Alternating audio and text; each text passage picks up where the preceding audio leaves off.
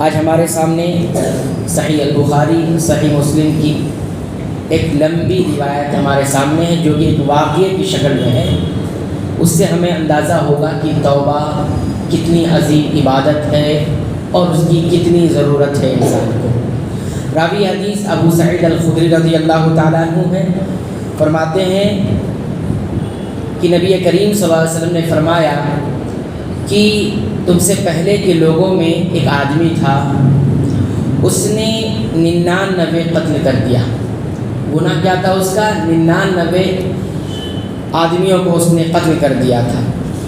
اب اس کو ندامت محسوس ہوئی، چنانچہ اس نے لوگوں سے پوچھا کہ روئے زمین پر یا اس علاقے میں سب سے بڑا عالم کون ہے؟ لوگوں نے اس کی رہنمائی ایک راہب کے پاس کر دی کہ فلاں عبادت گزار آدمی ہے راہب، وہ جو دنیا کو چھوڑ کر بیاباں صحرا میں چلا جائے، ایک گوشہ نشی ہو جائے، اس کے پاس بھیج دیا۔ جب وہ اس کے پاس گیا تو اس سے اپنا حال بتایا کہ میں نے 99 قتل کر دیا ہے، کیا میرے لیے اب توبہ ہے اتنا قتل کرنے کے بعد بھی؟ کیونکہ وہ راہب تھا، علم نہیں تھا اس کے پاس، صرف عبادت گزار۔ چنانچہ اس نے کہا کہ نہیں، تمہارے لیے اب توبہ کا دروازہ نہیں ہے، توبہ کا راستہ بند ہو چکا ہے۔ چنانچہ اس نے اس کو بھی قتل کر دیا۔ اس طرح سے اس نے 100 کا آنکڑا مکمل کر لیا، یعنی 100 انسانوں کا قاتل بن گیا۔ پھر اس کے بعد اس کو ندامت محسوس ہوئی، اس نے پھر لوگوں سے سوال کیا، پوچھا کہ اس روئے زمین پر کوئی بڑا عالم ہے تو بتائیے۔ لوگوں نے اس کو واقعی رہنمائی ایسے انسان کے پاس کی جو عالم تھا، علم رکھتا تھا، اس کے پاس گیا اور اس سے اپنا حال بیان کیا کہ اس طرح سے مجھ سے قتل سرزد ہوئے ہیں، کیا میرے لیے توبہ ہے؟ تو عالم نے کہا نعم، ہاں تمہارے لیے توبہ ہے، اور تمہارے اور اللہ کے درمیان کون سی چیز رکاوٹ بن سکتی ہے؟ تم نادم ہو، پشیماں ہو اور اپنے اس توبہ سے، اپنے اس گناہ سے باز آنا چاہتے ہو تو کوئی چیز تمہیں روک نہیں سکتی۔ اس نے کہا کہ توبہ کا دروازہ کھلا ہوا ہے۔ تو پھر اس نے اس کو نصیحت کی کہ تم فلاں زمین کی طرف، فلاں بستی کی طرف چلے جائیے، اور وہاں کچھ لوگ ایسے بھی ہیں جو اللہ کی عبادت کرتے ہیں، تم بھی ان کے ساتھ رہنا اور اللہ کی عبادت کرنا۔ اس زمین کو تم چھوڑ دو، یہ زمین جہاں رہتے ہو یہ صحیح نہیں ہے، یہ صحیح نہیں ہے۔ چنانچہ وہ آدمی اس کے کہنے پر نکل گیا، اور ابھی آدھے راستے پر پہنچا تھا کہ اس کی موت کا وقت آ گیا، اس کی موت کا وقت آ گیا، زندگی اس کی پوری ہو گئی۔ جب موت کا وقت قریب آ گیا، یعنی موت کا وقت مقرر ہو گیا، تو ظاہر سی بات ہے فرشتے آتے ہیں۔ تو 2 طرح کے فرشتے اس کے پاس اس کی روح لینے کے لیے، ایک ملائکۃ العذاب اور ایک ملائکۃ الرحمہ، یعنی عذاب کے فرشتے بھی اور رحمت کے فرشتے بھی، دونوں آ گئے، اور دونوں آپس میں جو ہے یہ فرشتوں کا ٹکراؤ ہو گیا۔ جو رحمت کے فرشتے تھے انہوں نے کہا کہ یہ آدمی تائب ہو کر توبہ کر کے جا رہا ہے اور صدق دل سے اللہ کی طرف جا رہا ہے، لہذا ہم اس کی روح قبض کریں گے۔ اور جو عذاب کے فرشتے انہوں نے کہا کہ اس نے کوئی خیر عمل اب کیا نہیں ہے، جا تو رہا ہے ٹھیک ہے، لیکن اس کی زندگی میں کوئی خیر عمل، کوئی اچھائی نہیں ہے، ان 99 لوگوں کا قتل کر کے جا رہا ہے، لہذا ہم جو ہے اس کی روح قبض کریں گے۔ اللہ تعالیٰ نے ایک اور فرشتے کو انسانی شکل میں بھیجا کہ ان کے درمیان فیصلہ کر دیجئے۔ اس نے کیا کہا؟ اس نے کہا کہ دیکھیے، اس کے زمین کو ناپیے، جس زمین کو چھوڑ کر جا رہا ہے جو کہ اچھے لوگوں کی زمین ہے، اور جس طرف جا رہا ہے وہ اچھے لوگوں کی زمین، نپائی کیجئے، ناپیے، جس زمین کی طرف فاصلہ کم ہوگا، جس زمین کی طرف یہ قریب ہوگا، وہ فرشتے اس کی روح قبض کریں گے۔ چنانچہ کہتے ہیں کہ زمین ناپی گئی تو کیا نکلا؟ اس میں یہ نکلا کہ جس زمین کی طرف جا رہا تھا وہ زمین کا فاصلہ کم نکلا، اور جس زمین سے ہجرت کر کے جا رہا تھا اس زمین کا فاصلہ بڑا نکلا، ایک بالش زیادہ کم، یعنی اس کا جو ہے کم ہو گیا اور اس کا زیادہ ہو گیا۔ تو کہتے ہیں، اور ایک روایت میں اس طرح سے آیا کہ اللہ تعالیٰ نے زمین کو بطور وحی کی زمین کی طرف یہ حکم دیا، جس زمین کی طرف سے وہ جا رہا تھا کہ تو چوڑی ہو جا، دور ہو جا اس سے، تو اس کا فاصلہ زیادہ ہو گیا، اور جس زمین کی طرف جا رہا تھا نیک لوگوں کی زمین تھی، اس کو کہا کہ تم قریب ہو جاؤ، اپنے فاصلے کو تنگ کر لو۔ ایک روایت میں یہ آیا کہ وہ جو ہے اپنے سینے سے قریب کر لیا اپنا کو اس بستی کی طرف، چنانچہ کیا ہوا، فرشتے جو ملائکۃ الرحمہ تھے یعنی رحمت کے فرشتے، انہوں نے اس کی روح قبض کی اور اس طرح سے اس کی مغفرت ہو گئی۔ اس حدیث سے ہمیں کئی ایک بات معلوم ہوتی ہے۔ اہل علم نے اس میں کل 15 باتوں کا ذکر کیا ہے، ہم 2 حصوں میں اسے تقسیم کر کے آپ حضرات کی خدمت بیان کریں گے۔ پہلی بات تو اس حدیث سے یہ معلوم ہوئی کہ نبی کریم صلی اللہ علیہ وسلم کا بیان کرنے کا طریقہ کتنا خوبصورت اور کتنا پیارا ہے۔ اس توبہ کی اہمیت کو سمجھانے کے لیے نبی کریم صلی اللہ علیہ وسلم ایک قصے کا سہارا لے کر، جو کہ ماضی گزشتہ قوم کی، گزشتہ امتوں کا یہ واقعہ ہے، اس کے ذریعے سے نبی کریم صلی اللہ علیہ وسلم سمجھانے کی کوشش کر رہے ہیں کہ نصیحت کو کس طرح سے اثر انداز بنایا جائے، ہے نا۔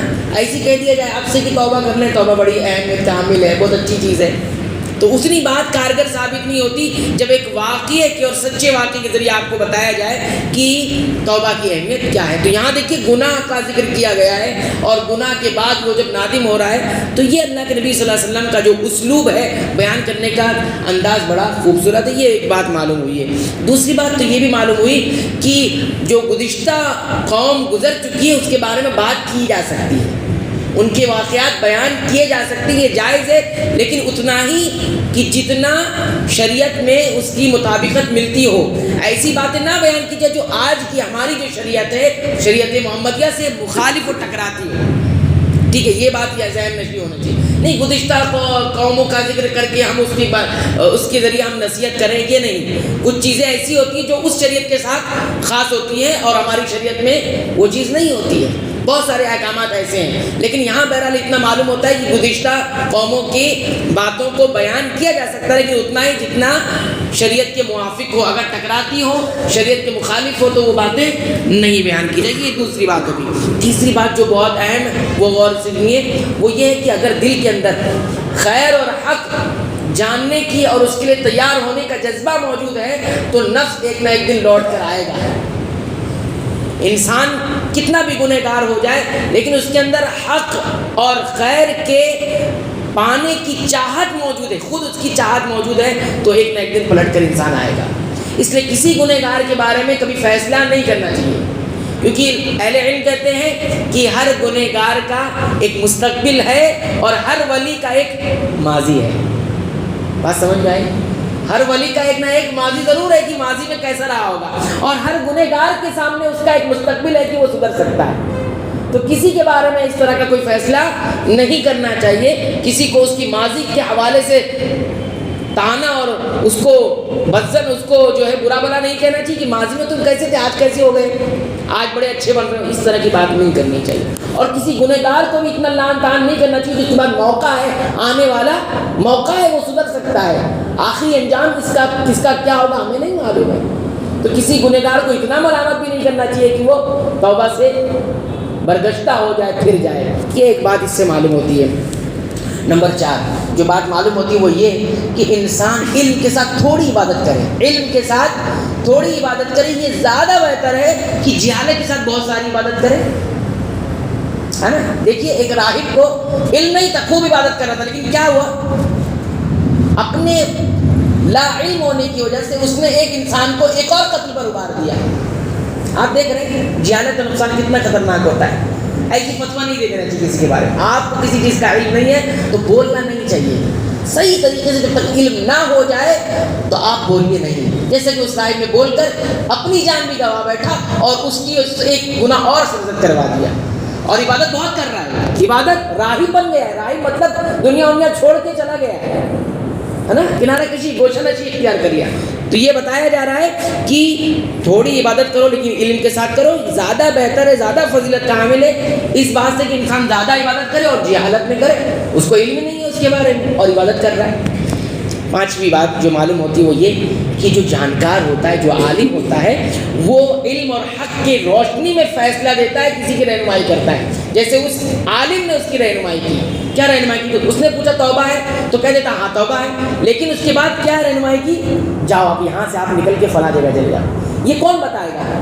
جاہل انسان جس کو علم نہیں ہے، وہ بتایا کہ جس کے پاس اللہ کا علم ہے اور اس کا نور ہے، اس نور میں اس نے رہنمائی کی، اس کو سمجھتا ہے کہ یہ آدمی یہی رہا تو اور یہ اپنے گناہوں پر پڑے گا، اس لیے اس کو یہاں سے ہٹانا ضروری ہے۔ بسا اوقات اصلاح کے لیے صرف اتنا کافی نہیں ہوتا توبہ کر لو، بہت سارے لوگ توبہ کر لیتے ہیں لیکن اسی ماحول میں پڑے ہوئے ہیں، اسی چیز میں پڑے ہوئے جس سے گناہ سرزد ہو رہا ہے، اس کو چھوڑنا پڑے گا۔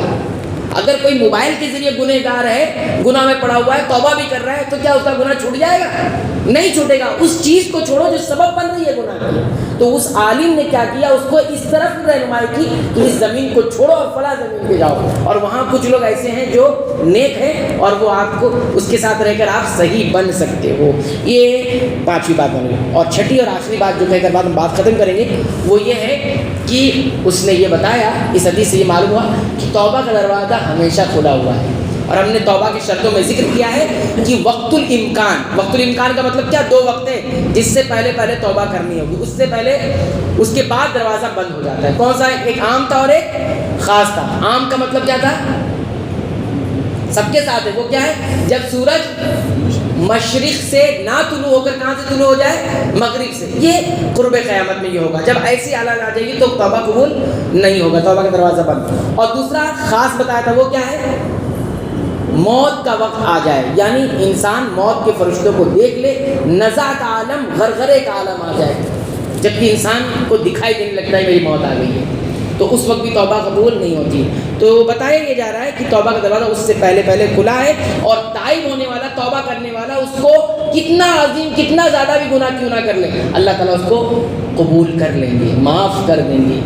کتنی بڑی اللہ تعالیٰ کی طرف سے رحمت ہے، اور کتنی بڑی ہمارے لیے ایک سنہرا موقع ہے کہ ہر آن ہمارے لیے دروازہ کھلا ہوا ہے۔ لہذا ہمیں چاہیے کہ ہم جو ہے توبہ استغفار کرتے رہیں اور سچی توبہ کریں، گناہ کی طرف نہ جائیں۔ یہ ہم نے 6 باتیں آپ حضرات کی خدمت رکھی، چند باتیں اور رہیں، انشاءاللہ آئندہ درس میں اس کو ذکر کریں گے۔ اللہ تعالیٰ سے دعا ہے کہ رب العالمین تو ہمیں توبہ اور استغفار کثرت سے کرنے کی توفیق عنایت فرمائے۔ آمین۔ وآخر دعوانا الحمدللہ رب العالمین۔